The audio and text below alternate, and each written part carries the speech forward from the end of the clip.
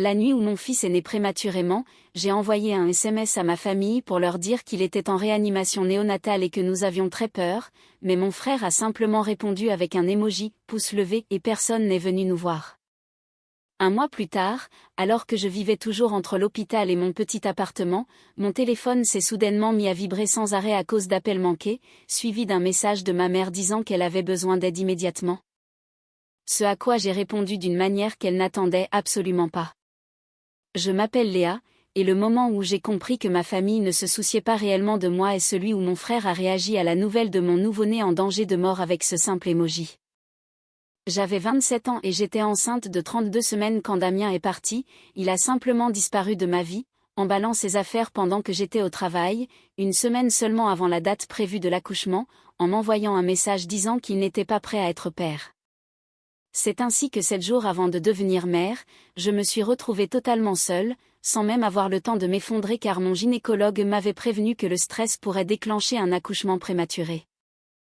J'ai donc tout refoulé et j'ai continué car je n'avais pas d'autre choix, jusqu'à ce mardi soir de mars où j'ai ressenti une douleur fulgurante sur le parking du centre commercial Leclerc. J'ai su que quelque chose n'allait pas, j'ai conduit moi-même jusqu'aux urgences de l'hôpital et, 2 heures plus tard, on m'emmenait en urgence pour une césarienne. Gabriel est né à 23h47, pesant à peine 1,6 kg, et il n'a pas pleuré, ce silence étant le son le plus terrifiant que j'ai jamais entendu de ma vie. Ils l'ont emporté avant même que je puisse le toucher et quand j'ai enfin pu le voir en service de néonatologie à 3h du matin, il était couvert de fils et de tubes, sous respirateur artificiel parce que ses poumons n'étaient pas assez développés. L'infirmière m'expliquait des termes que je n'aurais jamais voulu connaître comme la détresse respiratoire, la saturation en oxygène ou les moniteurs d'apnée, et tout ce que je pouvais penser, c'était que mon bébé ne pouvait pas respirer seul. Terrifiée et seule, j'ai pris mon téléphone d'une main tremblante pour écrire sur le groupe WhatsApp familial que Gabriel était né prématurément, qu'il était en réanimation et que j'avais peur, mais mon frère Julien a répondu le premier avec un simple « pouce levé ». J'ai fixé l'écran, persuadée d'avoir mal vu, puis 3 heures plus tard, ma sœur Manon a écrit qu'elle espérait qu'il irait bien, mon père a envoyé un message disant que c'était une situation difficile et qu'il fallait les tenir au courant.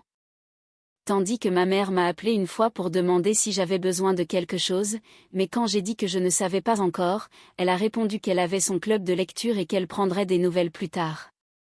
Son club de lecture, alors que mon fils était sous respirateur. Personne n'est venu cette nuit-là, ni le lendemain, ni pendant toute la première semaine où Gabriel se battait pour sa vie. J'ai vécu à l'hôpital, dormant sur une chaise inconfortable à côté de sa couveuse, voyant mon fils s'arrêter de respirer 4 fois au cours des 10 premiers jours pendant que les infirmières se précipitaient et que mon cœur semblait vouloir exploser dans ma poitrine. Le personnel soignant est devenu ma véritable famille, comme l'infirmière de nuit qui m'apportait des couvertures à 2 heures du matin ou Marc qui m'a appris à changer la minuscule couche de Gabriel à travers les ouvertures de l'incubateur. Il célébrait chaque fois qu'il prenait 50 grammes, alors que pendant ce temps, mon frère Julien publiait des stories Instagram depuis un match de foot au stade, et Manon organisait l'anniversaire de ma nièce sur le groupe familial. Discutant des parfums du gâteau juste en dessous de mes messages concernant les niveaux d'oxygène de Gabriel.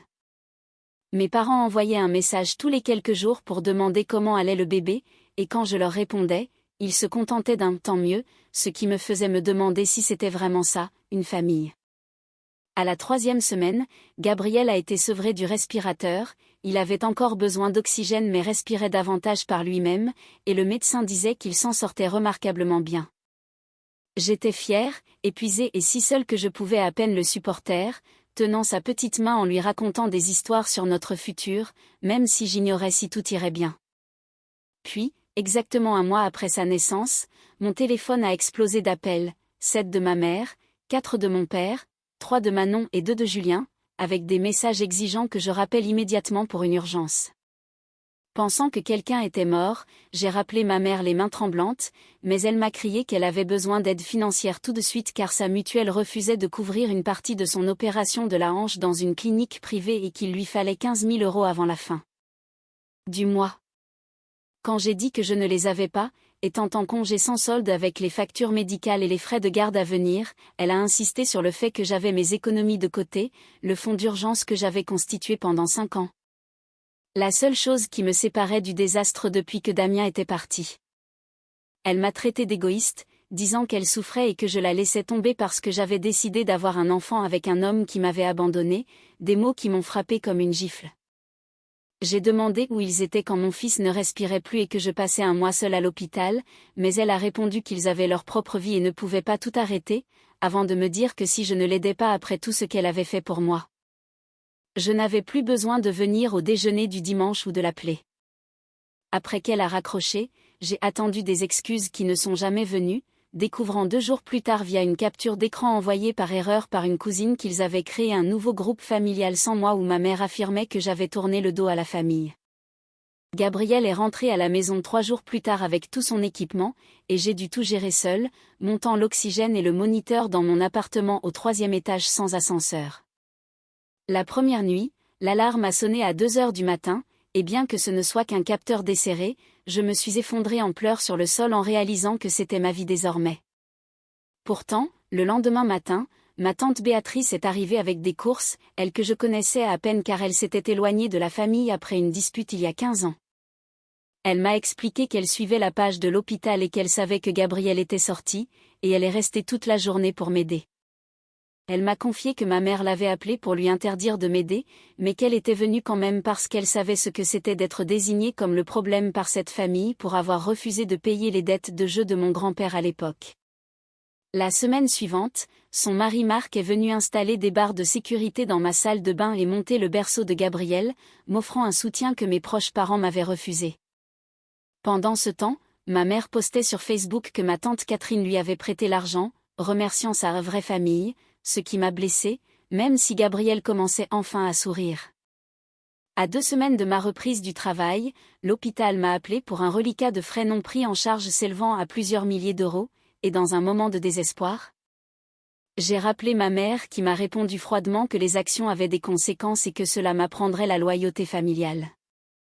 Ce soir-là, Béatrice est venue dîner, a vu mon état et a appelé Marc pour discuter, et ils m'ont proposé une aide financière incroyable tout en m'annonçant qu'une autre personne voulait me parler, mon oncle Rémi.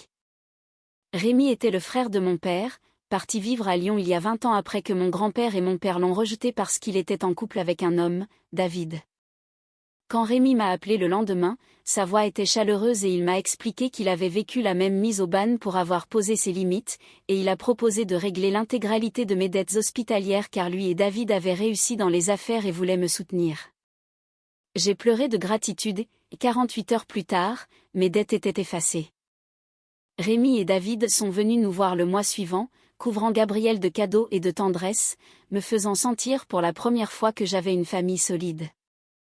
Les mois ont passé sans nouvelles de mes parents ou de ma fratrie, jusqu'à ce que Julien m'appelle pour me dire que ma mère était à l'hôpital après une mauvaise chute et qu'elle me réclamait. J'ai refusé d'y aller, rappelant qu'elle m'avait exclu de sa vie quand mon fils luttait pour la sienne, et j'ai raccroché malgré ses reproches. 2 jours plus tard, mon père s'est présenté à mon appartement, s'émerveillant de voir à quel point Gabriel avait grandi avant de me supplier de visiter ma mère, mais je lui ai demandé s'il savait seulement quel jour son petit-fils était sorti de néonatologie, ce à quoi il n'a pas pu répondre. Je lui ai dit qu'il ne s'était soucié de moi que lorsqu'ils avaient besoin de quelque chose, et c'est alors qu'il a sorti une vieille photo de moi bébé, révélant que j'étais moi-même née prématurée et que ma mère avait passé des semaines à mon chevet. Ce qui rendait leur indifférence envers Gabriel encore plus cruelle et inexplicable. Mon père a fini par s'excuser, admettant qu'il n'avait pas d'excuse pour son absence et qu'il reconnaissait ses torts, même si ma mère était trop fière pour le faire. Pour le premier anniversaire de Gabriel, mon appartement était rempli de gens qui comptaient vraiment, Béatrice, Marc, Rémi, David, et même des infirmières de l'hôpital. J'ai reçu un message de mon père me disant que j'étais une meilleure mère qu'il n'avait été un père, et bien que ce ne soit pas encore le pardon, c'était un début. Rémi m'a dit que l'on choisit sa propre famille, et en regardant autour de moi les photos encadrées par Béatrice et la couverture faite main par David, j'ai réalisé que j'avais déjà construit la mienne, une famille qui n'est pas basée sur le sang ou l'obligation, mais sur la présence et l'amour sincère.